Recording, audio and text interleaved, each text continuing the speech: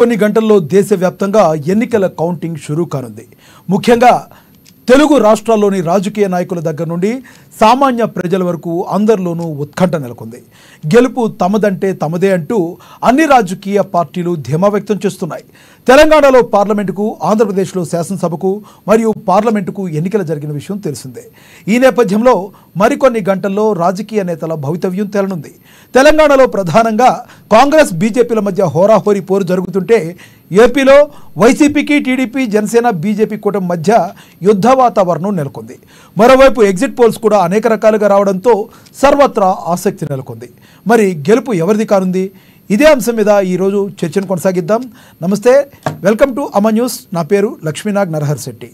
అయితే ఈ చర్చలో పాల్గొనేందుకు మనతో సిద్ధంగా ఉన్నారు వైసీపీ నుంచి ఎల్ఎన్ మోహన్ రెడ్డి గారు, టీడీపీ అధికార ప్రతినిధి విఎస్ఆర్ చౌదరి గారు, జేఎస్పీ వీర మహిళా నేత కృష్ణవేణి గారు, రాజకీయ విశ్లేషకులు కృష్ణమూర్తి గారు మనతో స్టూడియోలో అందుబాటులో ఉన్నారు. ముందుగా వైసీపీ ఎల్ఎన్ మోహన్ రెడ్డి గారితో మాట్లాడదాం. మోహన్ రెడ్డి గారు, గుడ్ ఈవినింగ్ అండి.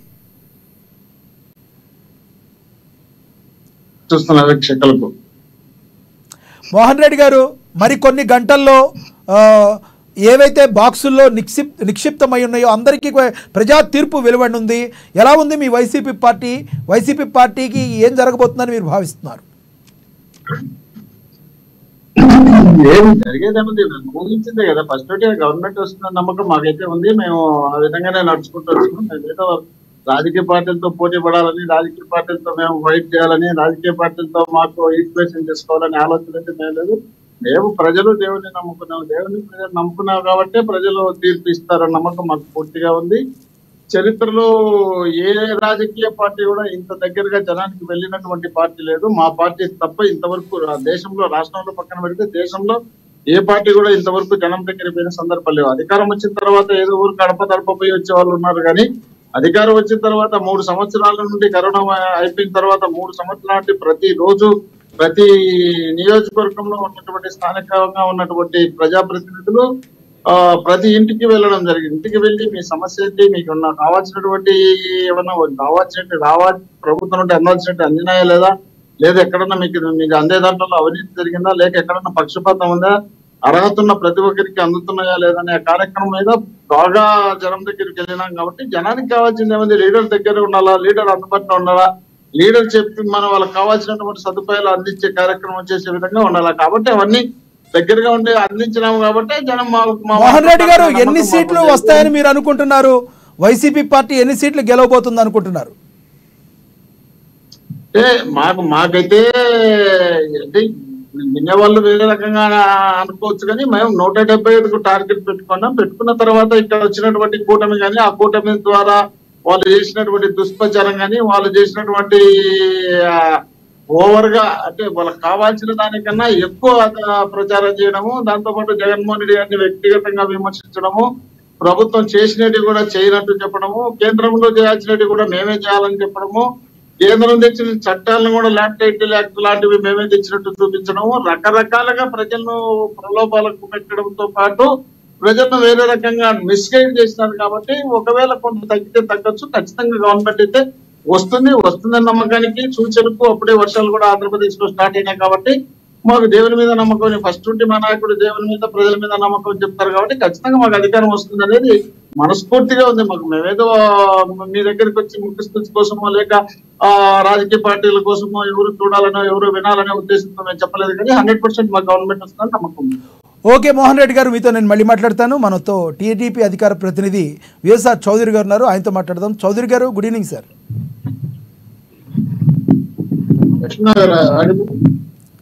యా చౌదరి గారు.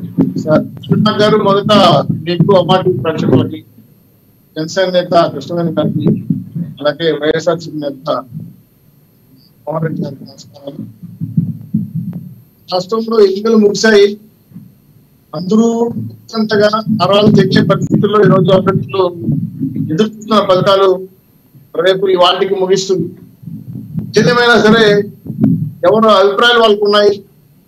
పోస్టల్ బ్యాలెట్స్ పైన, ఎగ్జిట్ పోల్స్ పైన రకరకాల ఊహాగానాలు చేస్తున్నారు. అలాగే రాష్ట్రంలో 45 పైచులకు కొన్ని సంస్థలు ఎగ్జిట్ పోల్స్ ప్రకటించాయి. సింహభాగం ఎన్డీఏ అధికారంలోకి వస్తామని చెప్పారు. రాష్ట్ర వ్యాప్తంగా ప్రజలందరూ కూడా మార్పును కోరుకున్నారు. ఒక పక్క ప్రజలు, మహిళలు, వివిధ కులాలకు సంబంధించిన వాళ్ళకి కూడా ఈరోజు రాష్ట్రంలో మార్పు కోరుకున్నారు. కాబట్టి 82% పైచలకు ఓటింగ్ వేయడానికి వచ్చిన వాళ్ళు కానీ, 12 లక్షల మంది పైచలకు విద్యార్థులు కొత్తగా నమోదు చేసుకున్న ఓటర్లు కానీ, అలాగే అవాతాతలు కానీ, ఉద్యోగస్తులు కానీ, టోటల్ గా ఉద్యోగస్తులు 5,79,000 మంది పైచలకు ఉంటే 4,31,000 మంది, ఈ 4,61,000 మంది పోస్టల్ బ్యాలెట్ ఉపయోగించుకున్నారు. ఇది చరిత్రలో ఎప్పుడు ఈ విధంగా జరగలేదు. భారీ స్థాయిలో ఎంప్లాయీస్ ప్రభుత్వ వ్యతిరేకంగా మన తీర్పును ప్రకటించారు. ఈరోజు ఎలక్షన్ కమిషన్ కూడా మామూలుగా ఈవీఎంలు మొదట లెక్కిస్తారు, 8 మధ్యలో స్టార్ట్ చేస్తారంట. అయితే మధ్యాహ్నం నుంచి పోస్టల్ బ్యాలెట్ క్యాలిక్యులేట్ చేస్తామన్నారు. కానీ సెంట్రల్ ఎలక్షన్ కమిషన్ మార్పు చేసి ఒక పక్క ఈవీఎంలు, మరో పక్క పోస్టల్ బ్యాలెట్ సమానంగా లెక్కేయండి, ఒక్కసారిగా ఫలితాలు ఇవ్వాలని చెప్పి ప్రజలు చేశారు. దాంతో టేబుల్ సపరేట్ గా పోస్టల్ బ్యాలెట్ కేటాయించారు. అలాగే విధి విధానాలపైన ఏజెంట్లకి కూడా ఇచ్చేశారు. రాష్ట్ర వ్యాప్తంగా ఎదురు చూస్తున్న మార్పు వైఎస్ఆర్టీపీ వాళ్ళు ఒక రకంగా మాకు మేకపోతే గంభీరంగా 170, 180, 190, 250 లక్షల మంది సంఖ్య చెప్పుకుంటున్నారు. అయితే చాలా మంది వైఎస్ఆర్సీపీ వాళ్ళు బెట్టింగ్లు కట్టిన వాళ్ళు ఎందుకు ఎన్నుకొచ్చేసారు? నాకు తెలిసిన నా ఫ్రెండ్స్ కూడా చాలా మంది 1,50 లక్షలు, 10 లక్షలు అంటే కట్టారు. మార్నింగ్ కూడా ఒక అతను 10 లక్షలు కట్టిన అతను నాకు కొద్దిగా డౌట్ కాదని చెప్పి తీసుకెళ్ళిపోయాడు. ఇవన్నీ కూడా హైదరాబాద్ కేంద్రానికి 1000 కోట్ల పైసలు బెట్టింగ్ జరిగిన వాళ్ళు కూడా ఈరోజు వైఎస్ఆర్సీపీ ఈ పోస్టల్ బ్యాలెట్లు కానీ, అదేవిధంగా ఎగ్జిట్ పోల్ తీసిన తర్వాత ఎన్నికలు చేస్తున్నారు. ఎప్పుడైతే కూటమి 3 పార్టీలు ప్రభుత్వ వ్యతిరేక కూటమి చేరనేయకుండా కన్సల్ట్ చేసి జనసేన, తెలుగుదేశం పార్టీ, బీజేపీ ఓట్లను కరెక్ట్ గా ట్రాన్స్ఫర్ చేసి ఈ ప్రభుత్వ వ్యతిరేక ఓట్లను కన్సల్ట్ చేసిన తర్వాత ఖచ్చితంగా 82% పోలింగ్ కాకుండా రాష్ట్రం అంతా కూడా మార్పుతో పాటు వివిధ కులాలు, మతాలు, ప్రాంతాలు వచ్చుకున్నప్పుడు రాయలసీమ, కోస్తాంధ్ర, మధ్యాంధ్ర 3 రాజధానుల పేరుతో 3 రాష్ట్రాలు 3 రాష్ట్రాలు మొత్తం చేశారు, రాజధాని లేకుండా చేశారు. జగన్మోహన్ రెడ్డి గారు ఎప్పుడు కూడా తన 730 చౌదరి గారు ఎన్ని సీట్లు గెలుస్తుంది మీ కూటమి అనుకుంటున్నారు? చౌదరి గారు, మీ కూటమి ఎన్ని సీట్లు గెలుస్తుంది? దానిలో టీడీపీ ఎన్ని గెలుస్తుంది? ఇప్పుడు చాణక్య సర్వేస్ అంట, అదేదో మస్తాన్ సర్వే అంట, ఆరాన్ మస్తాన్ అంట. వాళ్ళ సర్వేలు కాదు సార్, ఎగ్జిట్ పోల్ గురించి అడగట్లేదు, మీ వ్యక్తిగత. చెప్తున్నా. ఇవన్నీ కూడా ఏంటంటే ఎగ్జిట్ పోల్స్ అంతా కూడా 120+ చూపించారు. మేము అది కూడా నమ్మటం లేదు. ఎందుకంటే ముప్పులో నేను చూసి ముద్రలో నేను పోసుకోదలుచుకోలే. చిలక దోషము, ఈ నష్టరేఖణ, కవల్ పంచాంగం మా నమ్మదలుచుకోలేదు. మా కార్యకర్తలు, మా పార్టీ నాయకులు ఇన్ఫర్మేషన్ ప్రకారం అయితే 160 సీట్లు గెలబోతుంది. నాట్ ఓన్లీ సింగిల్ సీట్, 160 సీట్లు. అంటే మీరు అదేదో ఒక కేకే అనేదో సంస్థ ఉంది, దానికి దగ్గరగా చెప్పారు, నమ్మం అంటూనే కేకే సర్వే కాదండి. మూకుమ్మడిగా ప్రజలు ఈ ప్రభుత్వం పైన రగిలిపోతూ ఈ ప్రభుత్వం మాకు వద్దని చెప్పి, hello AP, bye bye YCP అని చెప్పి ఒక పెద్ద నిర్ణయం తీసుకున్నారు. ఏదైతే మేము తెలుగుదేశం పార్టీ అనౌన్స్ చేసిన రాష్ట్ర వ్యాప్తంగా ప్రజలకి బాగా రావమండలాలు తీసుకెళ్ళింది. ఒక పవన్ కళ్యాణ్ గారు పాదయాత్ర కావచ్చు, బాబు గారి ప్రజాకాలం కావచ్చు, యువకాలం కావచ్చు, యాత్రలన్నీ కూడా సక్సెస్ కావడంలో పాటు బీజేపీ వారు చేసిన నెట్వర్క్ బాగా కలిసి వచ్చాయి. సోషల్ ఇంజనీరింగ్, బూత్ ఇంజనీరింగ్, అదేవిధంగా ఎన్నికల మేనిఫెస్టో తిరగడంలో సక్సెస్ అవ్వడం కాకుండా పూర్తి స్థాయిలో కార్యకర్తలు, నాయకులు, ప్రజలు ఈ ప్రభుత్వం మా పొద్దుని బలంగా నిర్ణయిస్తున్నారు. ఇది ఓట్లు వేసిన తర్వాత జనతలకు ఎవరు చెప్పరండి, కానీ బయటకు వచ్చి అమ్మయ్య కొవ్వురు పిలుచుకున్నాం మేము, ఈ ప్రభుత్వం మా పొద్దుని చెప్పి నిర్ణయిస్తున్నారు. కాబట్టి ప్రజల్లో వస్తున్న వ్యతిరేకతనే కాకుండా మా పార్టీ నాయకులు, కార్యకర్తలు ఇంటికి తిరిగి మాట్లాడినప్పుడు కూడా ప్రచారం సందర్భంగా చాలా మంది ఓపెన్ గానే మేము ప్రభుత్వం మారాలనుకుంటున్నాము, మార్పు కోరుకుంటున్నాము. ప్రభుత్వం వల్ల ఓకే చౌదరి గారు, మీతో మళ్ళీ మాట్లాడతారు. ఈ ప్రభుత్వం మారాలనుకుంటున్నాం కాబట్టి మేము ఖచ్చితంగా కుటుంబానికి ఓటేస్తాం బలంగా చెప్పడంతో ఆ నమ్మకాన్ని మాకు ధైర్యం ఇచ్చింది.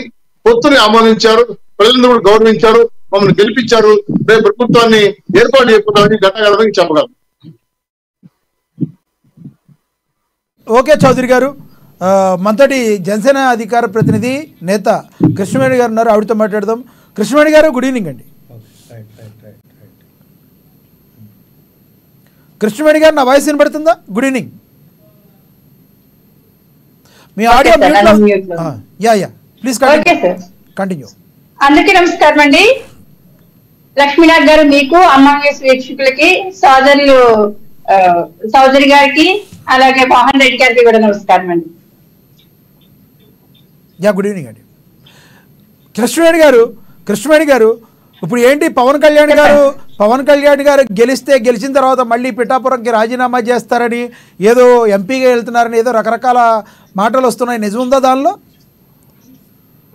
అవన్నీ అవాస్తవాలండి. ఎందుకంటే రేపు ఖచ్చితంగా కూటమి గెలుపు రాబోతుంది. అలాగే పవన్ కళ్యాణ్ గారు అఖండమైనటువంటి మెజారిటీతో గెలవబోతున్నారు. కాబట్టి ఇవన్నీ ఫాల్స్ న్యూస్ అండి.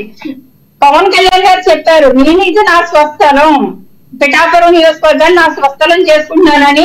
ఆయన అక్కడ సొంతంగా ఇల్లు తీసుకోవడం జరిగింది, మళ్ళీ భూమి కూడా తీసుకోవడం జరిగిందండి, సొంతంగా ఇంకొక ఇల్లు నిర్మాణానికి కూడా. ఇవన్నీ జరుగుతున్నటువంటి ప్రక్రియ.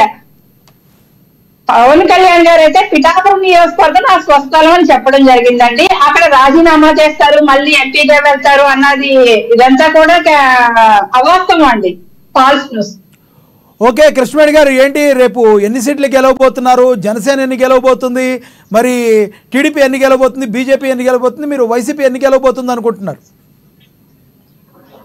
ఖచ్చితంగా మా వైద్యం మాత్రం 21 స్థానాల్లోని ఖచ్చితంగా గెలుస్తున్నాము అండి. అలాగే ఎంపీ 2 కూడా ఖచ్చితంగా గెలుస్తున్నాము. ఎందుకంటే అక్కడ చూసింది అభ్యర్థులు ఎవరైనప్పటికీ కూడా, అభ్యర్థుల బలం ఎంతైనప్పటికీ కూడా అక్కడ పవన్ కళ్యాణ్ గారిని చూశారు, అలాగే గాజు గ్లాస్ ని చూశారండి. చూసిన దాని మీద ఖచ్చితంగా 21 సీట్లు అలాగే ఎంపీ 2 కూడా గెలిపించడానికి సంసిద్ధంగా ప్రజలు వెతుక్కుని ఓటేశారు గాజు గ్లాస్ కి. అలాగే కూటమికి సంబంధించి నేను అనేక సార్లు చెప్పడం జరుగుతుంది, కూటమికి సంబంధించి మాత్రం మేమైతే చాలా బలంగా ప్రతి చోట ఎలక్షన్ చేస్తాం. కాబట్టి మేము కూటమికి సంబంధించి ప్రభుత్వాన్ని అయితే రేపు స్థాపించబోతున్నామండి. సజ్జల గారు చెప్తున్నారు 11 గంటలకల్లా రిజల్ట్ వచ్చేస్తుంది, తేలిపోతుంది, మనం సంబరాలకు సిద్ధం అవ్వాలనేసి. ఆల్రెడీ మేము సంబరాలకు సిద్ధం అయిపోయామండి. వాళ్ళకిలాగా ప్రెస్ మీట్లు పెట్టో లేకపోతే పెద్ద పెద్ద స్టేజ్లో ఏర్పాట్లు చేసుకుంటూ భోజనాలు మెనూలో రిలీజ్ చేయలేదు కానండి. మేమైతే మాత్రం కూటమి ప్రభుత్వాన్ని స్థాపించబోతుందని ప్రజలు పండుగ చేసుకుంటున్నారండి. రేపు పిఠాపురంలో కానీ రాష్ట్ర వ్యాప్తంగా కానీ మరి ఎటువంటి అవాంఛనీయ సంఘటనలు జరగకుండా మీ కార్యకర్తల్ని మీరు ఏమన్నా సంసిద్ధం చేశారా? ఎటువంటి ఇది జరగకుండా మరి మీరు ప్రభుత్వ అధికారులకి సహకరిస్తారా? తప్పకుండా అండి. మా జనసేన పార్టీ రాష్ట్ర ప్రధాన కార్యదర్శి నాగబాబు గారు, మెగా బ్రదర్ నాగబాబు గారు పిఠాపురం వచ్చండి, ఇక్కడి నుంచే సమీక్షిస్తున్నారు. అప్పుడే 3 days అవుతుంది ఆయన వచ్చి. అందరినీ కలుసుకుంటూ కార్యకర్తలతో సమావేశాలు అవి నిర్వహిస్తూనే ఆయన ఎప్పటికప్పుడు కూడా మీడియా కూడా రిలీజ్ చేస్తున్నారు, సోషల్ మీడియా కూడా. మీరు ఎక్కడా కూడా అప్రమత్తంగా ఉండండి. అంటే ఇక్కడ మనం ఒకటి చూడొచ్చండి, సజ్జల గారి మాటలకి వైసీపీ పార్టీలో ఉన్నటువంటి సజ్జల గారి మాటలకి అలాగే మా పార్టీలో ఉన్నటువంటి నాగబాబు గారి మాటలకి ఒకసారి మీరు వ్యత్యాసం చూడొచ్చండి. మీరు తిరగబడండి, ఈసీని గౌరవించకండి అంటూ రెచ్చగొట్టేటువంటి వ్యాఖ్యలు ఆయన చేస్తే, సజ్జల గారు చేస్తే, నాగబాబు గారు ఏ పార్టీ కార్యకర్తలైనా సరే మీరు సంయమనంతో ఉండండి. ఇక్కడ మనకి కుటుంబాలు ఉంటాయి వెనకాల మనం జైలు పాలైనా స్టేషన్ కోర్టుల చుట్టూ జరగాల్సినటువంటి అవసరం వచ్చినా చాలా ఇబ్బందులు పడతాం. కాబట్టి రాజకీయం అనేది శాశ్వతం కాదు. కాబట్టి మీరు మాత్రం ఎక్కడ ఏ పార్టీ కార్యకర్తలన్నా సరే మా జనసేన కేటకి పిలుపునిచ్చి చెప్తూనే మిగతా కార్యకర్తల ఒక సంరక్షణ కోసం కూడా ఆయన మాట్లాడడం అనేది నిజంగా ఇతర పార్టీలో ఉన్నటువంటి కార్యకర్తలు కూడా చాలా బాగా మెచ్చుకుంటారండి. నాగబాబు గారిని కానీ మా జనసేన పార్టీ తీరుని కానీ చాలా ప్రశంసిస్తూ ఉన్నారు ఈరోజు. కృష్ణవేణి గారు, మళ్ళీ మాట్లాడతాను మీతో. నేను ఒక్కసారి మోహన్ రెడ్డి గారితో మాట్లాడదాం. మోహన్ రెడ్డి గారు ప్రజెంట్ రేపు జరగబోయే దగ్గర సమయంను ఎలా పాటించబోతున్నారు? మరి మీ పార్టీ నుంచి ఎటువంటి అవాంఛనీయ సంఘటనలు జరగకుండా ఎటువంటి చర్యలు తీసుకోబోతున్నారు? మా పార్టీ నుండి ఎటువంటి అవాంఛనీయ సంఘటనలు జరగవండి. వాళ్ళు జరపడానికి ఆల్రెడీ వాళ్ళు మన ఎలక్షన్ లోనే చూపించినారు కాబట్టి, ఆ చూపించిన విధానాన్ని అందరూ చూసినారు కాబట్టి, గతంలో ఎలక్షన్ నోటిఫికేషన్ వచ్చిన తర్వాత ఎంతమంది చంపినారు అనేది కూడా ముందు మనం డిబేట్ లో కూడా చర్చించుకోవడం జరిగింది. తర్వాత వాళ్ళ గలాటలు ఏ విధంగా చేసినారు అనేది తెలిసిన తర్వాత సజ్జల రామకృష్ణారెడ్డి గారు పిలిపించుకొని వీళ్ళు ఎన్నికల కమిషన్ కూటమి మొత్తం అంతా కలుసుకొని ఏదో విధమైనటువంటి అలజడి సృష్టించాలనే ఉద్దేశంలో భాగంగా వాళ్ళ ప్రయత్నాలు వాళ్ళు చేస్తున్నారు. మీరు తొందరపడకుండా మీరు సక్రమంగా బూత్ లో ఉండి అక్కడ టైం అయిపోయినంత వరకు మీరు అక్కడే ఉండి వాళ్ళు ఏదైనా దౌర్జన్యం చేయడం కానీ వాళ్ళు ఏదైనా చేసినా కూడా మీరు దౌర్జన్యాన్ని ఖండించండి, మీరు అక్కడే నిలబడండి. వాళ్ళ వైపు బెదిరిస్తే మీరు భయపడి బయటకు రావద్దని చెప్పడం జరిగింది తప్ప ఆయన పోయి మీరు పోయి కలబడుకోండి, పట్టుపట్టండి, కొట్టుకోండి, తిట్టుకోండి అని ఎక్కడా చెప్పలే వాళ్ళు. ఎందుకంటే ఆ సజ్జల రామకృష్ణారెడ్డి గారు అనే ఆయన ఇంతవరకు నాకు తెలిసి ఆయన పార్టీ వచ్చినప్పటి నుండి పార్టీ రాకముందు నుండి ఎక్కడ మాట్లాడినా వివాదాస్పదమైనటువంటి వ్యాఖ్యలు చేసినటువంటి సందర్భం ఏ ఒక్క రోజు లేదు. ఆయన కావాల్సి కల్లా లేదు లాగే అట్లా తీసుకొచ్చి ఆయన ఏదో గలాట్లు చేయమన్నాడు, ఈసీని కేర్ చేస్తున్నాడు, ఇంకోని చేస్తున్నాడు, ఇంకో చేస్తానని చెప్తున్నారు. ఈసీని మేము కేర్ చేయకపోవడం ఏంది, ఈసీ మమ్మల్ని కేర్ చేయడం లేదని మేము చెప్తున్నాం తప్ప ఈసీని మేము కేర్ చేయకుండా పోవడం లే. ఈసీ వాళ్ళ తెలుగుదేశం పార్టీ వాళ్ళతో ఎట్లా చెప్తే అట్లా ఇస్తున్నారు కాబట్టి అధికారులందరినీ మార్చుకుంటూ వచ్చినారు. వాళ్ళకి కావాల్సిన పోస్టల్ బ్యాలెట్ కూడా వాళ్ళకి కావాల్సిన విధానంలో మార్పించుకునేదానికి ప్రయత్నం చేస్తున్నారు. ఏది అవకాశం దొరికితే దానికి వాళ్ళకి సపోర్ట్ చేయడానికి మనస్ఫూర్తిగా ఈసీ పనిచేస్తుంది. కాబట్టి ఈసీను ప్లస్ కూటమి అందరూ కలిస్తే సౌండ్ చాలా ఎక్కువ వస్తుంది. ఈ సౌండ్ కు మీరు భయపడద్దు అనే విషయం చెప్పినాడు తప్ప మీరు పోయి గలాట పెట్టుకోండి ఎక్కడ చెప్పలే. కాబట్టి వాళ్ళు ఆ విధంగా అనుకుంటున్నారు. మేము అధికారంలోకి వచ్చే వాళ్ళం మాకేం పట్టింది వాళ్ళతో కొట్లాడుకోను, వాళ్ళకి అధికారం పోతుందని ఆ తాపత్రయము, ఆశ, బాధ. ఈ 3 పార్టీలు కలిసినాము, దాదాపు రాష్ట్రంలో ఏదో చేయకూడదని ఇంకోటి దేశంలో లేని ఉపన్యాసాలన్నీ ఇచ్చినాము.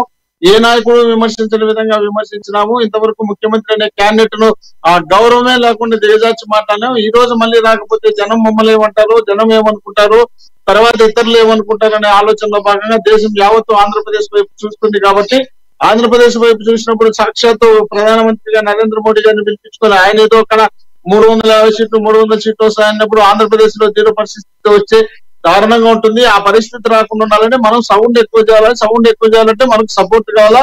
ఆ సపోర్ట్ ఎన్నికల కమిషన్ ఉంది, దాంతో మనం అందరం కలిసినాం. మనందరం కలిసి ఈ విధంగా వాళ్ళ మీదకి దాడులు చేస్తామనే విధంగా వాళ్ళు రెడీగా ఉన్నారు. ఆ రెడీని మీరు నిలబడి ఎదుర్కోండి అని చెప్పినాడు తప్ప ఎక్కడ గలాట్ చేయమని చెప్పాలా.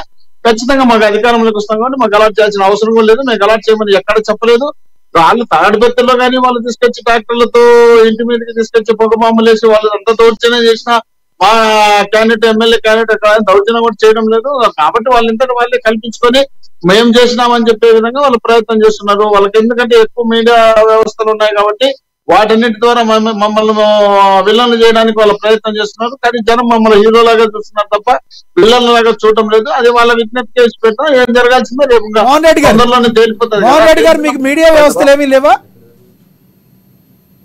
ఏంది మాకేం ఏమున్న మీడియా వ్యవస్థలు మీకు తెలిసి మాకు తెలిసి ఏమున్న మీడియా వ్యవస్థలు మీరు చెప్పండి. ఏదో సాక్షి ఉంటే ఉన్నట్టు చెప్తారు తప్ప వాళ్ళు తెల్లవారిన ఇట్లా భజన చేసుకుంటూ రారు కదా. తెల్లవారిన ఉంటే వాళ్ళు భజన చేసుకుంటున్నారు. వాళ్ళకున్న ఛానల్ అన్ని భజనల ఛానల్ భజనలు చేసుకుంటూ వస్తారు. ఉన్నది లేంది పిన్నెల్లి రామకృష్ణారెడ్డి గారు బద్దలు కొట్టిన ఈవీఎం లోకి పాము దూరింది, అందుకనే స్నేక్ దానిలో దూరింది కాబట్టి బద్దలు కొట్టారన్నారు. నిజమేనా అది? అక్కడ పాము దూరిందా లేక తెలుగుదేశం పాములు దూరి అక్కడ రిగ్గింగ్ చేసినారా? ఆల్రెడీ అక్కడ 9-10 చోట్ల రిగ్గింగ్ చేసినారని అటాక్ వచ్చింది. వచ్చిన తర్వాత అక్కడే పోలింగ్ బూత్ లోనే తెలుగుదేశం పార్టీ క్యాండిడేట్ ఉన్నారు. వాళ్ళు ఇంకా దౌర్జన్యం ఎమ్మెల్యే మీదకే దౌర్జన్యం చేయడానికి విన్నారు. ఆయన చూసిన తర్వాత కోపంలో కింద వేసినారా? అవన్నీ కరెక్ట్ గా సమాచారం రావాలా. వాళ్ళకు 1-2 వాళ్ళ ఎన్నికల కమిషన్ వాళ్ళ చేతిలో ఉంది కాబట్టి దాన్ని వాళ్ళు తీసుకొచ్చి వీడియోని బయట పెట్టారంటే ఇంకా వాళ్ళు ఏ విధంగా ఎన్నికల కమిషన్ వాడుకుంటున్నారో దాన్ని బట్టి కూడా అర్థమవుతుంది కదా. ఇప్పుడు ఏ ప్రాంతాల్లో జరిగినటువంటి దాడులను ఏ ప్రాంతాల్లో జరిగినటువంటి రిగ్గింగ్లను వాళ్ళని చూపిలే వాళ్ళు చేసినటువంటి ఇది మాత్రమే తీసుకొచ్చి చూపుతున్నారు. ఏదో మా ఎమ్మెల్యే క్యాండిడేట్ మా ఎమ్మెల్యేగా ఉన్నటువంటి వ్యక్తి ఈ విధంగా దౌర్జన్యం చేసినట్టు చెప్పి ప్రచారం చేసుకోవడానికి పనికొస్తున్న విధంగా వాళ్ళు తయారు చేసుకుంటున్నారు. అంతే తప్ప అక్కడ ఏముంది అనేది అయితే పర్ఫెక్ట్ నేను వినలేదు. ఓకే, అంటే రేపొద్దునైతే ఎటువంటి అవాంఛనీయ సంఘటనలు మీ పార్టీ నుంచి జరగమంటారు మీరు? మా పార్టీ నుండి జరగాలని మేము ఎప్పుడు కోరుకోము. మాకు ఆలోచన లేదు. మా నాయకుడు జగన్మోహన్ రెడ్డి గారు ఆలోచన ఉన్నటువంటి వ్యక్తి కాదు కాబట్టి మేము ఇంతవరకు సమయంతో వాళ్ళు ఎంత దౌర్జన్యం చేసినా ఎంత మా వీటికి ఉసిగొలిపినా వాళ్ళు ఏ విధమైనటువంటి రెచ్చగొట్టే మాటలు మాట్లాడినా సైలెంట్ గానే ఉన్నాం మేము. ఓకే సార్, మనం విఎస్ఆర్ చౌదరి గారితో ఒకసారి మాట్లాడదాం. చౌదరి గారు, మీరు విన్నారు మోహన్ రెడ్డి గారు మాట్లాడింది విన్నారు, ఏమంటారు మీరు? సార్ ఇప్పుడు పాములు ఎప్పుడు మా పార్టీలో చేరినా తెలియదు సార్. మోహన్ రెడ్డి గారు క్లారిఫై చేయాలి. పాములు మా పార్టీలో చేరి ఈవీఎంల గుర్తులే మాకు తెలియదు. ఎందుకంటే దేవుడు వాళ్ళ పార్టీలో చేరాడంట, వానలు వస్తున్నాయంట. మరి పావులు మా పార్టీలో నాకు తెలియదు. ఇప్పుడు రాష్ట్ర వ్యాప్తంగా 5 ఏళ్ల పాటు విధ్వంసం చేశారు. ప్రజా ప్రస్థానంతో పొచ్చడం మొదలయ్యింది. 3 రాజ్యాలు పక్క వెళ్ళిపోయా. జనం అంతా కూడా సంశయం అని చెప్పి సంశయంలోకి నెట్టేశారు.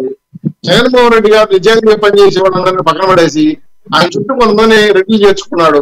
అది విజయసాయి రెడ్డి కావచ్చు, లేదంటే సజ్జల రామకృష్ణారెడ్డి గారు కావచ్చు, లేదా ఆయన ఎవరైనా వై సుబ్బారెడ్డి కావచ్చు, ఇలా కొంతమంది 5-6 మంది రెడ్డిలు ఆయన చుట్టూ చేరుకున్నారు. ప్రజలతో సంబంధం లేకుండా, పరిపాలన సంబంధం లేకుండా ఆయన సొంత భార్యపల్లి గెస్ట్ నుంచి పరిపాలన చేసి రాష్ట్ర ప్రజల్ని అప్పుడుపాలు చేశాడు. కొన్ని అభివృద్ధి ఏమైనా ఉందంటే అభివృద్ధి అనేది కంటికి కనపడదు. ఇవన్నీ క్యాలిక్యులేట్ చేసుకొని తన నియోజకవర్గంలో ఎవరైతే అభ్యర్థి కనుక్కున్నారో అతని గుణగుణాలు లెక్క కౌంట్ చేసుకుని పార్టీ పరంగా ఏం చేశారో చెక్ చేసుకొని చాలా విజ్ఞతగా ప్రజలందరూ కూడా ఇంక ఒక్క ఛాన్స్ ఇవ్వాల్సిన ప్రభుత్వానికి ఇవ్వాల్సిన అవసరం లేదని చెప్పి ఘాటుగా తిరగబడ్డారు. ఈ తిరుగుబాటు ఎక్కడి దాకా వెళ్ళిందంటే చరిత్రలో ఎప్పుడు లేని విధంగా పోట్లు పోరాడు. ఇది గొప్ప సందేశం. ఇది కాకుండా కులాల వారిగా కూడా ఇప్పుడు చూడండి, బీసీలు కాపులు కలిపి 2,14,00,000 మంది రాష్ట్రంలో ఉన్నారు ఓటర్లు. ఓన్లీ ఎస్టీఎస్సీలు 1,10 లక్షల మంది ఉన్నారు. సో ఎస్టీఎస్సీ బీసీలు కలుపుకొని 2 జాతులు కలుపుకుంటే మాత్రం రాష్ట్రంలో ఏ పార్టీ కూడా అధికారం రాదు. వాళ్ళందరూ కూడా ఏదో నష్టపోయారు, రిజర్వేషన్ లేకుండా పోయారు, కార్పొరేషన్ ధ్వంసం చేశారు. సో ఇవన్నీ కాకుండా ఉద్యోగస్తులతో వ్యతిరేకత, ఇంకొక పక్క నిరుద్యోగులు డిఎస్సీ రాకుండా ఈ అంశాలన్నీ పరిగణ తీసుకోకుండా 730 పైసలకు హామీలు ఇచ్చి బటన్ నొక్కాను డబ్బులు వచ్చే మీకంటే బటన్ నొక్కినా కూడా డబ్బులు రాలేదు సార్. దేవుడి దయతో మీ అందరి ఆశీస్సులతో నేను ముఖ్యమంత్రి అయ్యారు, బాగానే ఉంది. మీ ఆశీస్సులు మాకు లేదు కదా. మీరు తాడేపల్లి కలిసి పరిమితం అయిపోయి మీరు మీ యొక్క కార్యక్రమాలు, రాజకీయ పార్టీ కార్యక్రమాలు, వ్యాపారం చేసుకున్నారు. కానీ ప్రజల ఆకాంక్షల మేరకు ఎప్పుడైనా పనిచేశారా? ప్రజల ఆకాంక్షల మేరకు మీరు కోరికలు తీర్చారా? అలాంటప్పుడు 3 రాజ్యాలు ఎక్కడ, పోలవరం ఎక్కడ నడితే సమాధానం లేదు కదా. ఇప్పుడు గతంలో 3-4 నెలలుగా ఈ అంశాలపై అనేక ప్రశ్నలు వేసాం, ఇటు సమాధానం లేదు. ఆలోచించారు. జనసేన, తెలుగుదేశం పార్టీ, బీజేపీ ఇన్ని ప్రశ్నలు వేస్తా ఉండే, ఎందుకు జగన్మోహన్ గారు ప్రశ్నల గురించి మాట్లాడటం లేదు, సమాధానం చెప్పడం లేదు, ఆలోచించారు. అయితే కూడా పరిపాలన పరంగా విఫలమయ్యారు కాబట్టి, ఈ ముఖ్యమంత్రి మనకు అవసరం లేదు కాబట్టి, అనుభవమైన ముఖ్యమంత్రి కావాలి కాబట్టి ప్రజలు 3వ దేశాన్ని మార్చుకున్నారు. ఇది చాలా మంది చెప్పిన మాట. ఈ రాష్ట్రంలో మళ్ళీ ప్రభుత్వం మార్పు కావాలి, ఎవరిని బాగుపడలేము, ఎఫెక్ట్ అవుతాము, రాష్ట్రం నష్టపోతుంది, ఆర్థిక దివాళా ఇచ్చిపోయాం. ఇలానే ఉంటే వాషింగ్టన్ డీసీ చేస్తాను జగన్మోహన్ రెడ్డి గారు. ఎక్కడ వాషింగ్టన్ డీసీ? కమ్మలు అయిపోతుంది, బీహార్ అయిపోతుంది. కాబట్టి ఈ దృష్టిలో పెట్టుకుంటే 100% మేము సక్సెస్ఫుల్ గా రేపు కుటుంబ అధికారంలోకి వస్తే ధైర్యంగా చెప్తారు. ప్రతి ఒక్కరు కూడా మనస్ఫూర్తిగా కుటుంబ అధికారంలోకి వస్తే రాష్ట్రం ముందుకెళ్తుంది, ఉద్యోగాలు వస్తాయి, రాజధాని వస్తుంది, పోలవరం పూర్తవుతుంది. చెప్పారు కదా, 2 ఏళ్లలో పోలవరం పూర్తి చేస్తామన్నారు, 3 ఏళ్లలో రాజధాని కట్టమని చెప్పేశారు. ఇవన్నీ కూడా పక్కన పెద్దగా ప్లాన్ ముందుకెళ్తున్నారు. కాబట్టి ప్రజలు మా మేనిఫెస్టోని మీరు ఇచ్చిన హామీలు నమ్మారు. మా మోహన్ రెడ్డి లాంటి కూడా ఆహ్వానించాం. మేము అంటే వచ్చేయండి పార్టీలోకి, పరిస్థితులు బాగా చెప్పాం. ఇప్పుడు కూడా అభిరాములు ఇస్తున్నాం మోహన్ రెడ్డి గారికి. మంచివాడు, రాజకీయ వ్యక్తిగా ఉండేవాడు, చాలా విద్యతో ఉండే వ్యక్తి. ఇటువంటి వాళ్ళు రేపు ఎడా మోసి అడ్డిపోతారు, జగన్మోహన్ రెడ్డి అన్న వెళ్ళిపోతారు. వీళ్ళ పరిస్థితి ఏంటి? ప్రతిసారి ప్రశ్నించాలి, ఆ సోదరుడు ఆలోచించాలి. కాబట్టి దయచేసి ఇలాంటి కార్యకర్తలు కూడా ముఖ్యమంత్రి గారు రండి, మీరు ఆహ్వానించారు, మోహన్ రెడ్డి గారు కూడా ఆహ్వానించారు. ఎవరు ఆహ్వానం ఏముంటో అనేది, ఎవరు వెళ్తారో లేదంటే అందులోనే ఉంటారు అనేది రేపొద్దు భవితవ్యం తేలనుంది. ఎలక్షన్ రిజల్ట్ అయినా కూడా మన కాలంలో ఎలక్షన్ రిజల్ట్ అయిపోయినాక పార్టీ గెలిచింది కాబట్టి వస్తామని చెప్పండి, ఆహ్వానిస్తాం. ఓకే చౌదరి గారు, మీ దగ్గరికి మరి షార్ట్ టైంలో వస్తాను నేను, అలాగే ఉండండి. జనసేన నేత వీరమహిళ కృష్ణవేణి గారి దగ్గరికి వెళ్లే ముందు ఒక్కసారి స్టూడియోలో మనతోటి రాజకీయ విశ్లేషకులు కృష్ణమూర్తి గారు ఉన్నారు, ఆయనతో మాట్లాడాక ఆవిడ దగ్గరికి వెళ్దాం, కృష్ణవేణి గారి దగ్గరికి. కృష్ణమూర్తి గారు, good evening sir. Good evening అండి గారు. కృష్ణమూర్తి గారు, చూస్తున్నారు మీరు మా చౌదరి గారు చెప్పింది, అదేవిధంగా మోహన్ రెడ్డి గారు వైసీపీ అధికార ప్రతినిధి, కృష్ణవేణి గారు జనసేన నేత వీరమహిళ చెప్పింది, మాట్లాడింది ఉన్నారు. ఏపీ రాజకీయాల్లో ఏం జరగబోతుందంటారు? ఏపీ రాజకీయాల్లో అంటే ప్రస్తుతం సర్వే ఫలితాలు కానీ, తర్వాత మనం చేసిన ఫలితాలు కానీ, మిగతా అంశాలు, జనం నాడి తెలుసుకుంటే అక్కడ ప్రజలు కొంత మార్పు కోరుతున్నారేమో అన్న అనుమానాలు అయితే వస్తూ ఉన్నాయి. అయితే ఇక్కడ మార్పుకు కారణం ఏంటిది, మార్పుకు ఎవరు కోరుకుంటున్నారు, ఎందుకు కోరుకుంటున్నారు అంటే గడిచిన 5 సంవత్సరాల్లో ఆంధ్రప్రదేశ్ రాష్ట్రంలో సంక్షేమ పథకాలు మీద ఉన్న శ్రద్ధ పాలన మీద లేకపోయింది.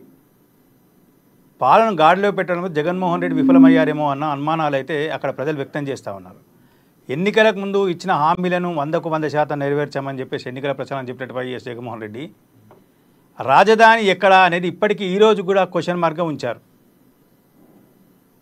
ఓకే, వారికి నచ్చలేదు, అమరావతి రాజధాని నచ్చలేదు, అక్కడ ఏదో గుడిపుటాన్ జరిగింది, గోల్మాల్ జరిగింది, ఇంకేదో చేశారు గత ప్రభుత్వం. ఎస్, 3 రాజధానులు చేస్తా అన్నారు.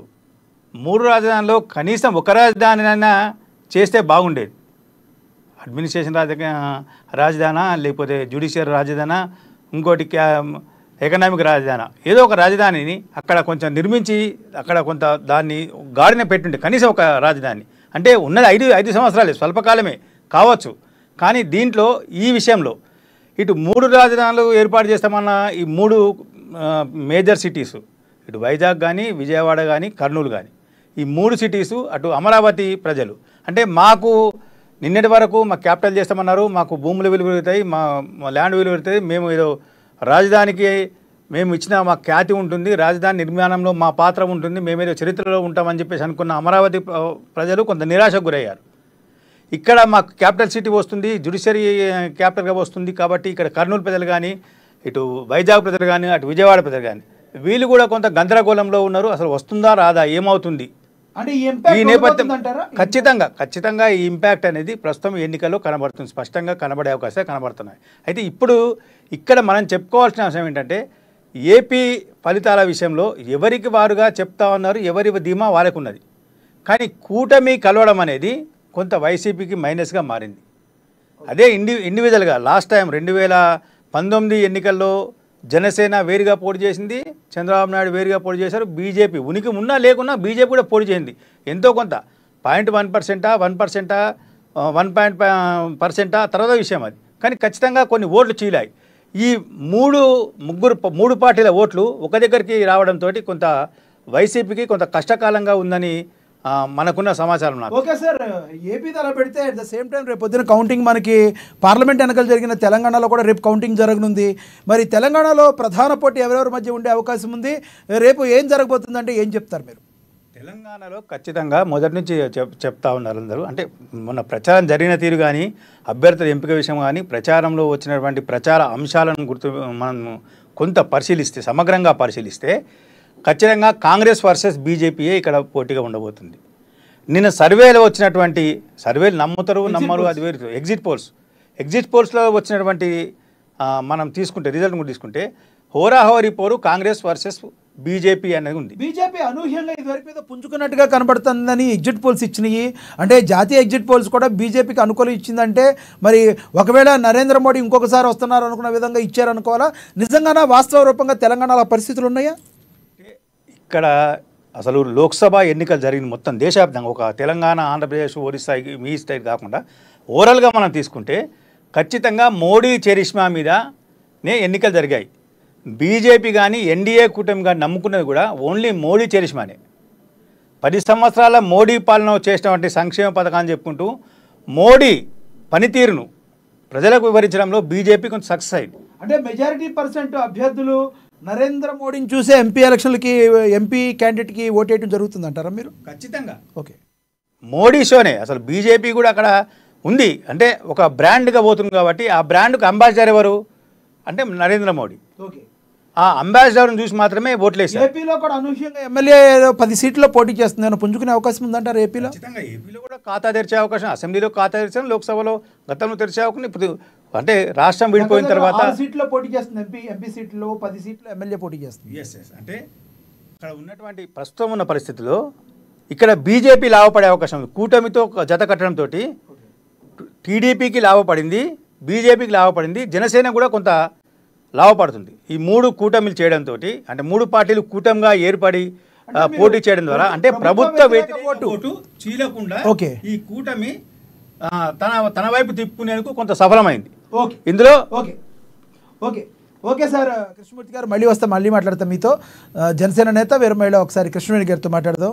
కృష్ణవేణి గారు, రేపు కౌంటింగ్కి మరికొన్ని గంటలు ఉన్న వేళ మీరు మీ జనసేన పార్టీ నుంచి ఏం చెప్పబోతున్నారు?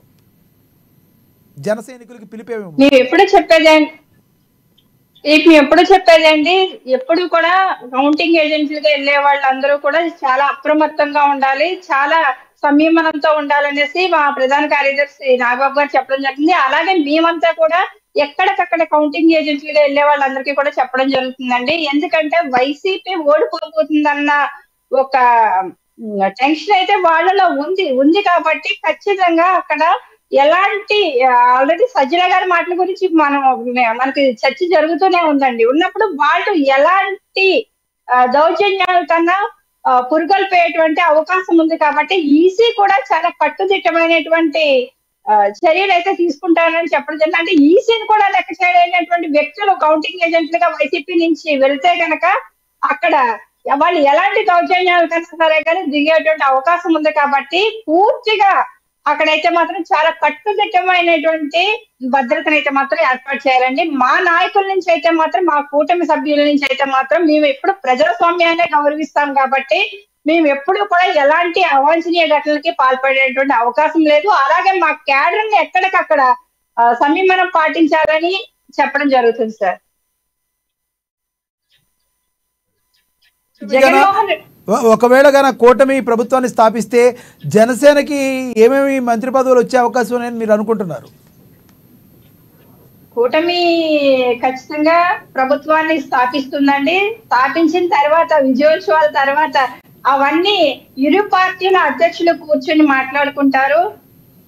మాట్లాడుకొని ఎవరికి ఏ బాధ్యతలు ఇస్తే ఆ బాధ్యతలను దాన్ని సక్రమంగా నిర్వర్తించగలరని పార్టీ అధ్యక్షులకి తెలుస్తుంది కాబట్టి ఇరు పార్టీలు మూడు పార్టీల అధ్యక్షులు కూర్చొని మాట్లాడుకొని అప్పుడు వాళ్ళు తీసుకున్నటువంటి నిర్ణయం మీద ఆధారపడి ఉంటది కాబట్టి మేమైతే ఎక్కడికక్కడ చాలా పర్ఫెక్ట్ గా వర్క్ చేసామండి పార్టీ కోసం. అంటే కూటమి పెద్దలు గెలవడం కోసం కావచ్చు, అలాగే మా అభ్యర్థులు గెలవడం కోసం కావచ్చు, మేము పదవుల గురించి ఆశించకుండా మేమైతే పనిచేయడం జరిగింది. పనిచేసి పరీక్షలు రాసేసేసి 100% కష్టపడి పరీక్షలు రాసేసి రిజల్ట్ కోసం వెయిట్ చేసేటువంటి ఏ విద్యార్థి కూడా నిరుత్సాహపడక్కర్లేదని మేము కూడా ఒక విద్యార్థిలాగా కష్టపడ్డాము.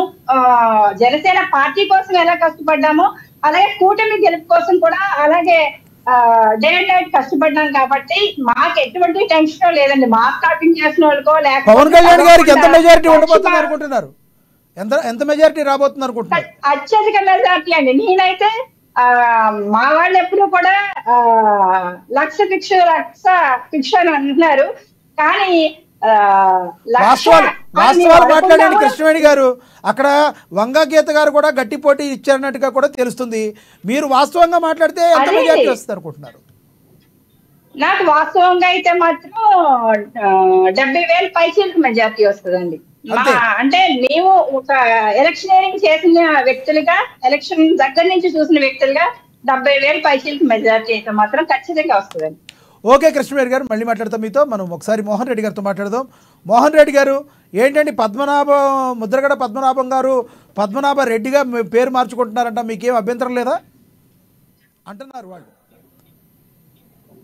జనసేన నాయకులు? ఈ రెడ్ల పేర్లు మార్చుకున్నారు. అనేక కులాల్లో అనేక మంది రెడ్ల పేర్లు మార్చుకున్నారు. రెడ్ల పేరు మార్చుకున్నది ఆయన గర్వంగా ఫీల్ కావచ్చు, దానికి ఏముంది, దాన్ని పెద్ద ఫీల్ కావాల్సిన అవసరం లేదు. ఇంకొకటి మా సీనాన్న చెప్పినట్టు మోహన్ రెడ్డిని మా పార్టీలోకి ఆహ్వానిస్తాం, మోహన్ రెడ్డిని పార్టీలోకి చేర్పించుకుంటాం, మంచి లీడర్ అని చెప్తుంటే ఆంధ్రప్రదేశ్ లో మీరంటే ఇష్టమై ఆహ్వానిస్తున్నారు. ఆయన మనస్ఫూర్తిగా థ్యాంక్స్ చెప్తూ ఆంధ్రప్రదేశ్ కు ఒక డైనమిక్ లీడర్ రాజశేఖర రెడ్డి గారు ఉన్నప్పుడు ఆ డైనమిక్ లీడర్ కు ఈక్వల్ గా మళ్ళీ లీడర్షిప్ కావాలనే ఉద్దేశంలో భాగంగా ఒక వజ్రం లాంటి జగన్మోహన్ రెడ్డిని కావాలని ఫస్ట్ నేను కోరిన రాష్ట్రంలో ఫస్ట్ ఆంధ్రప్రదేశ్ లో జగన్ అభిమాన సంఘం పెట్టి ప్రత్యక్ష రాజకీయాలకి జగన్మోహన్ రెడ్డి గారు రావాలని ఫస్ట్ కోరినటువంటి వ్యక్తిని నేను. నాలాంటి వాళ్ళు వైసీపీలో లేకుండా టీడీపీలో ఎట్టుంటారు? నేనే పార్టీ జెండా రూపకర్తను. నేను పార్టీలో జగన్మోహన్ రెడ్డి గారు రావాలని కోరిన వ్యక్తిని నేను. జగన్మోహన్ రెడ్డి గారు సీఎం కావాలని రాజశేఖర రెడ్డి గారు చనిపోయినప్పుడు 50 రోజులు నిరాహార దీక్ష చేసిన వ్యక్తిని నేను ఆ పార్టీలో ఈ పార్టీలో మారేమనేది ఈ పార్టీకి ఎప్పుడూ నా వేరేగా ఉండేది. కానీ నేను పార్టీలు మారేది, మనుషులు మార్చేది నాకు అలవాట్లేదు. కానీ మా చిన్న పాపం నిరుత్సాహపడతారేమో దాన్ని వదిలిపెట్టేసి తర్వాత అభివృద్ధి గురించి, సంక్షేమం గురించి చెప్తున్నారు. అభివృద్ధి అంటే భారతదేశంలో ఇంతవరకు ఏ రాష్ట్రంలోనికి 17 మెడికల్ కాలేజ్ వచ్చిన సందర్భంలో అది గుర్తుపెట్టుకోవాల్సిన అవసరం ఉంది. పార్టీ చంద్రబాబు నాయుడు గారు ముఖ్యమంత్రి ఉన్నప్పటి నుండి కనీసం 1 మెడికల్ కాలేజ్ తేలేని పరిస్థితి ఉంటే జగన్మోహన్ రెడ్డి గారు ముఖ్యమంత్రి అయిన తర్వాత 17 మెడికల్ కాలేజీలు తెచ్చి ఇప్పటికి 6 దాదాపు పూర్తి అయిపోయినాయి. ఇంకా అవన్నీ పూర్తి అవుతూ ఉన్నాయి.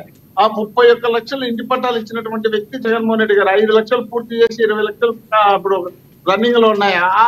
ఆ విధమైనటువంటి దాంతో పాటు నాడు నేడుకి సంబంధించిన డెవలప్మెంట్ కానీ, ఫిషింగ్ యాప్స్ కానీ, అదే విధంగా ఈ సచివాలయాలు కానీ,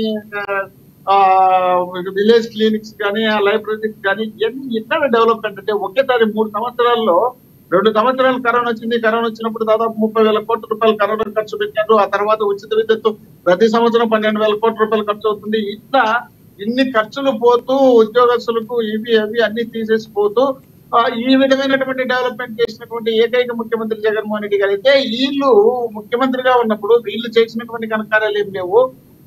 జగన్మోహన్ రెడ్డి గారు వచ్చిన తర్వాత ఇన్ని చేసినా కూడా ఇంకా అభివృద్ధి కాలేదంటారు. వీళ్ళు కేవలం రోడ్లు అని చెప్పుకునేది తప్ప ఇంకా వేరే ఉద్దేశం లేదు. రోడ్లు నిజంగా ఒకసారి రోడ్డు వేస్తే 8-10 సంవత్సరాల రోడ్డు ఉంటుంది.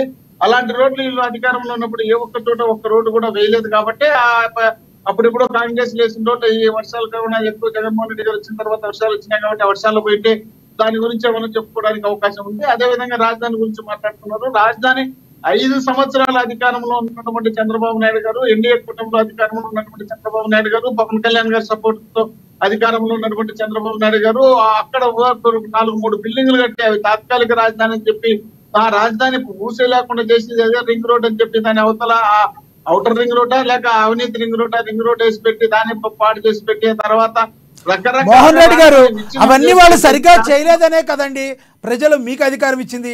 మరి మీరు చేయొచ్చు కదా. కరెక్ట్.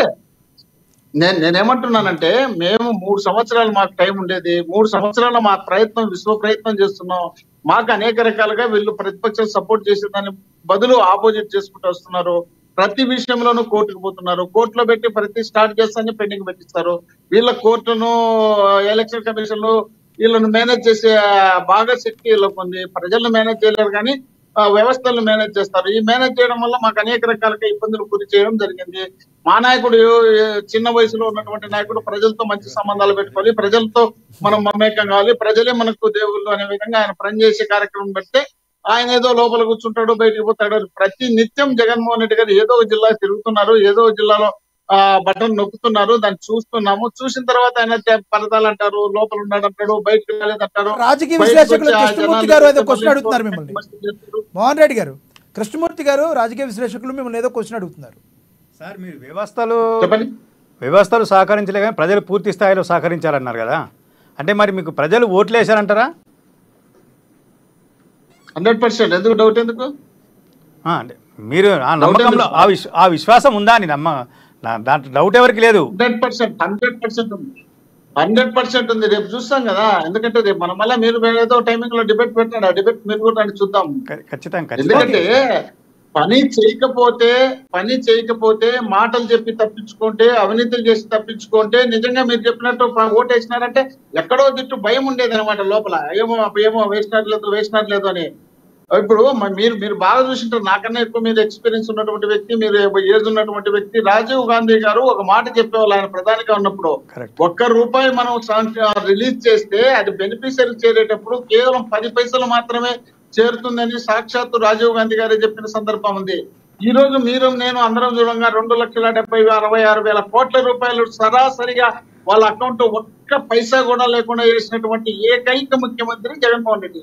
అలాంటి ముఖ్యమంత్రి ఆ రాష్ట్రంలో ఉన్నప్పుడు అలాంటి ముఖ్యమంత్రి మాకు కావాలనుకుంటారు తప్ప ఆ ముఖ్యమంత్రి మాకు వద్దు. ఇప్పుడు ఆల్రెడీ 14 సంవత్సరాలు ముఖ్యమంత్రిగా ఉన్నప్పుడు రాష్ట్ర పరిస్థితి ఏంటి, రాష్ట్రంలో కరువు పేటకాలేంటి, రాష్ట్రంలో కరెంటు పైన జరిగినటువంటి కాల్పులు ఏంటి, రాష్ట్రంలో అంగన్వాడీ కార్యకర్తల పైన గుర్రాలతో తొక్కించినటువంటి సందర్భాలు ఏంటి, అనేక రకాలుగా ఒకటిగా చెప్పుకుంటూ పోతే గోకల్లో. ఎందుకంటే టైం దొరకదు కాబట్టి అన్ని చేసినటువంటి వ్యక్తులు వీళ్ళందరూ కలిసి మళ్ళీ 14 నుండి 19 వరకు అలయన్స్ వచ్చిన తర్వాత వీళ్ళు చెప్పినటువంటి పోలవరం ప్రాజెక్టు పూర్తి చేయకుండా పోవడమే కాకుండా దాన్ని తీసుకొచ్చి మా మీద రుద్దడమే కాకుండా వీళ్ళు చేసే కార్యక్రమాలు ఏ ఒక్కటి చేయకుండా, కేంద్రం చేయకపోతే కేంద్రాన్ని అడగలేకుండా, అడగనటువంటి కేంద్రాన్ని మళ్ళీ ఈ రోజు వాళ్ళతోనే పొత్తు పెట్టుకుంటే దాన్ని తీసుకొచ్చి మళ్ళీ మా మీద రుద్దితే ఎట్లా, ఏమని చెప్పాలి సమాధానం?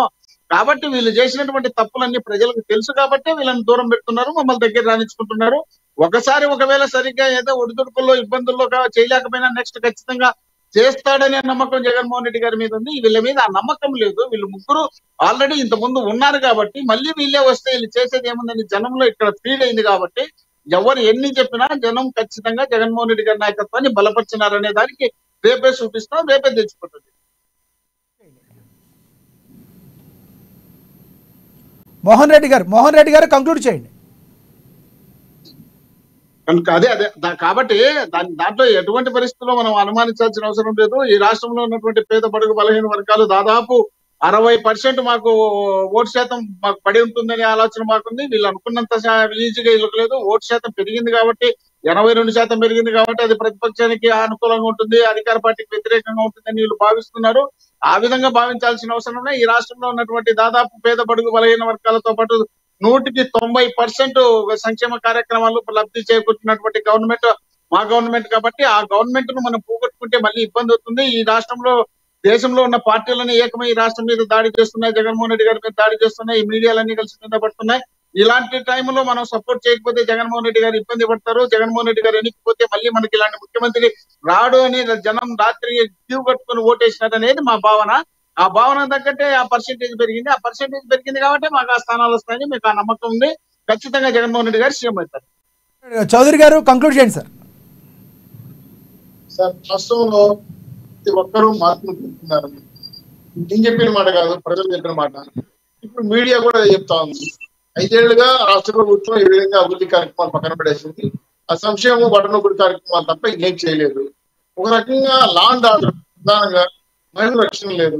ఎస్ఎస్సీలు బాగా కష్టపడ్డారు.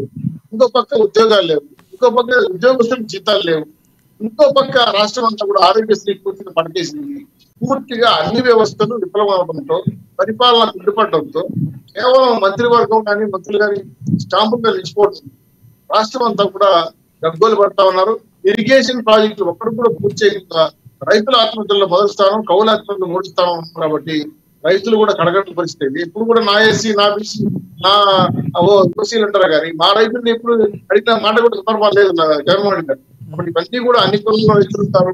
అన్నం పెట్టే రైతులు చచ్చిపోతున్నాడు, పట్టించుకునే పరిస్థితి లేదు. ఆర్బీఐ సేవలు కేవలం ఉద్యోగగ్రహాలుగా మారిపోయి, సచివాలయాలు వాళ్ళ సొంత ఆఫీసులకు మారిపోయి అన్ని రకాలుగా పరిపాలన కుంటుపడమే కాకుండా రాష్ట్రం అభివృద్ధి లేకుండా రాజధాని లేకుండా మర్చిపోయాము అనే విషయాన్ని సామాన్య ఓటర్ గుర్తించిన తర్వాతనే ఇంత పెద్ద ఎత్తున మార్పు వచ్చింది. అందుకే కుటుంబం గెలవబోతోంది.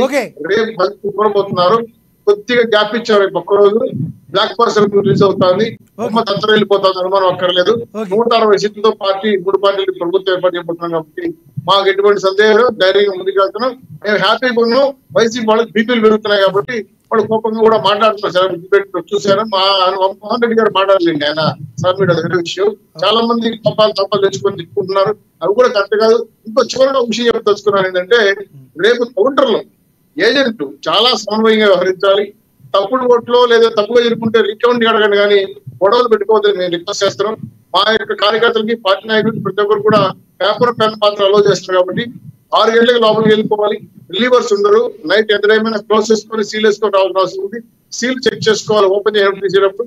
కరెక్ట్ గా మీ బూత్ లో పడిన ఓట్లకి ఏజెంట్ ద్వారా వచ్చిన ఓట్లు క్యారీ చేసుకోమని చాలా స్పీడ్ గా శిక్షణ ఇచ్చాం కాబట్టి అక్కడ ప్రొవోక్ చేసిన, రెచ్చగొట్టిన, గొడవ పడినా కూడా సమన్వయత వ్యవహరించమని చెప్పి ప్రశాంతంగా ఎన్నికలు జరిగే విధంగా తెలుగుదేశం పార్టీ, జనసేన, బీజేపీ సహకరిస్తున్నాయి. ఎలక్షన్ కమిషన్ కూడా దీనికి పూర్తిగా సహకరిస్తామని మీ ద్వారా హామీ ఇస్తున్నాం. ఓకే చౌదరి గారు. కృష్ణవేణి గారు కంక్లూడ్ చేయండి. కృష్ణవేణి గారు కంక్లూడ్ చేయండి. రెడ్డి గారు ఇందాక చెప్పినట్లుగా నిజంగా సంక్షేమం అనేది కూడా అందరికీ అంది ఉంటే కనుక ఈ రోజు వైసీపీ గవర్నమెంట్ మీద ఇంత వ్యతిరేకత అయితే మాత్రం రాదు సార్. ప్రజలు స్వచ్ఛందంగా వచ్చి ఓటు ఒక్క విలువను తెలుసుకుని అర్బన్ ఏరియాలో చాలా చోట్ల ఓటింగ్ ఎక్కువగా పోలయ్యేది కాదు. అర్బన్ ఏరియాలో కూడా చాలా మంది అవేర్నెస్ తో ముందుకొచ్చి ఇవాళ ఇంత ఎక్కువగా ఓటింగ్ పోల్ అవడానికి కూడా మెయిన్ కారణం, రీజన్ కూడా ఏంటంటే అవేర్నెస్ వచ్చింది సార్. ఓటు ఒక విలువని ప్రజలు తెలుసుకున్నారు. అలాగే మనకి మోహన్ రెడ్డి గారు చెప్పినట్టుగా 25 లక్షల మందికి ఇళ్ల స్థలాలు ఇచ్చేసాము, అవి 18 లక్షలు పూర్తయిపోతున్నాయంటూ వీళ్ళు ఎన్నెన్నో పేపర్ల మీద వేసి వీళ్ళ పాంప్లెట్లు పంచడం తప్ప నిజంగా వర్షాభావ పరిస్థితులు వస్తే, గట్టిగా వర్షం పడితే అయ్యే ఇంటి స్థలాలు లేఅవుట్లు చేస్తామని చెప్పుకొని ఎన్నో బిల్లులు ఎట్టుకున్నటువంటి ఈ వైసీపీ గవర్నమెంట్ ఈ రోజు వెళ్ళి చూస్తే చెరువులు కనిపిస్తాయి సార్ అవన్నీ కూడా. ఎందుకంటే 10% కూడా పూర్తి కాలేదు. అర్హులైనటువంటి వ్యక్తులకు పూర్తిగా ఆ సంక్షేమ ఫలాలు అందలేదు. కానీ ప్రతిదీ కూడా వీళ్ళు వాలంటీర్ వ్యవస్థను ఒకటి అడ్డు పెట్టుకుని రేపు ఎన్ని సీట్లు గెలవబోతున్నారు? కంక్లూడ్ చేయండి ప్లీజ్, సమయభావం తక్కువ. లక్ష్మీనాథ్ గారు ఖచ్చితంగా మేమైతే మాత్రం మాకు సర్వేలన్నీ చెప్పడాన్ని బట్టి అయితే 160 సీట్లు అయితే కూటమి గెలుచుకుంటుందండి.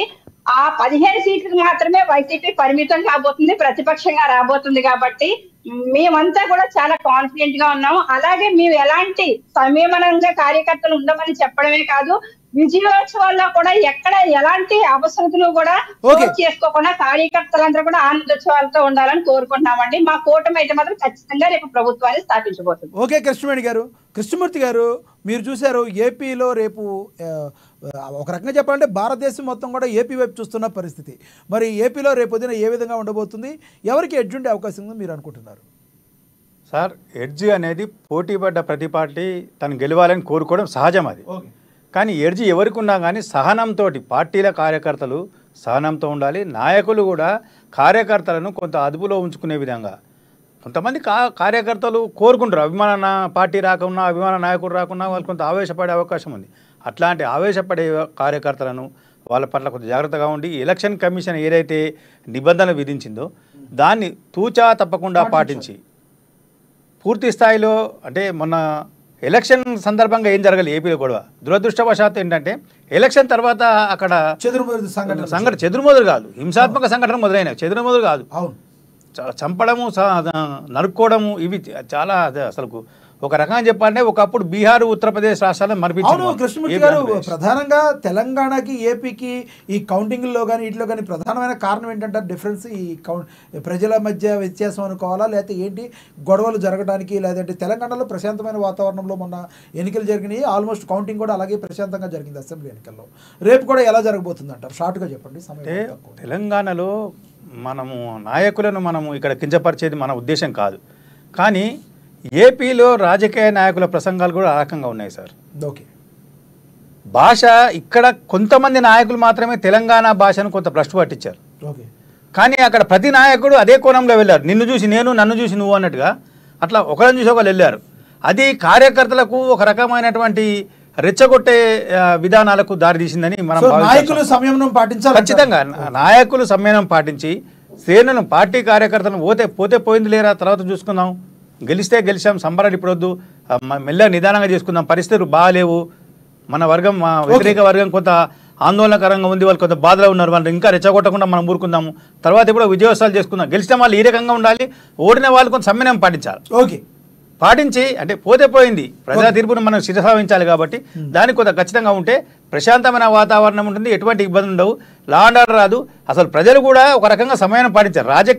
రాజకీయ పార్టీలు ముఖ్యంగా సార్, ప్రజలందరికీ కూడా. ఓకే, ప్రజలు మనం మళ్ళీ పొద్దున మనం ఊర్లో ఉంటాము, ఒక పట్టణంలో ఉంటాము, ఒక టౌన్లో ఉంటాం, ఒక బస్తీలో ఉంటాం, కాబట్టి మనం తిరుగుతూ ఉంటాం, కాబట్టి మనం ముఖాలు చూసుకునే అవకాశం ఉంటాయి. కాబట్టి పరస్పరం మనం కూడా, ప్రజలు కూడా కొంత ఆలోచన, పార్టీలు శాశ్వతం కాదు, ప్రజలు మనకు శాశ్వతం, మన గ్రామం ముఖ్యం, మనకు మన ప్రజలు మనవారు అనే విధంగా మనం చూసుకుంటే బాగుంటుందని మన ఇది. ఓకే, కృష్ణమూర్తి గారు ధన్యవాదాలండి చర్చలో పాల్గొన్నందుకు. అదేవిధంగా వైసీపీ నేత ఎల్ఎన్ మోహన్ రెడ్డి గారు, టీడీపీ నేత అధికార ప్రతినిధి విఎస్ఆర్ చౌదరి గారు, జేఎస్పీ నేత మరియు అధికార ప్రతినిధి సుంకర కృష్ణవేణి గారు ధన్యవాదాలండి చర్చలో పాల్గొన్నందుకు. ఇది వాటి స్పెషల్ డిబేట్. మరికొన్ని గంటల్లో తెలుగు రాష్ట్రాల్లోనే కాకుండా భారతదేశం మొత్తం కూడా కౌంటింగ్ జరగనుంది. మరి ఎవరి భవిష్యత్తు ఏంటి, భవితవ్యం ఏంటి అనేది తేలనుంది. నేతల్లో అయితే విపరీతమైన టెన్షను, బీపీ పెరిగిపోతుంది అనడంలో ఎటువంటి అతిశయోక్తి లేదు. రేపు మార్నింగ్ దగ్గర 8 గంటల తర్వాత నుంచి కూడా కౌంటింగ్ ప్రక్రియ ప్రారంభమవుతుంది.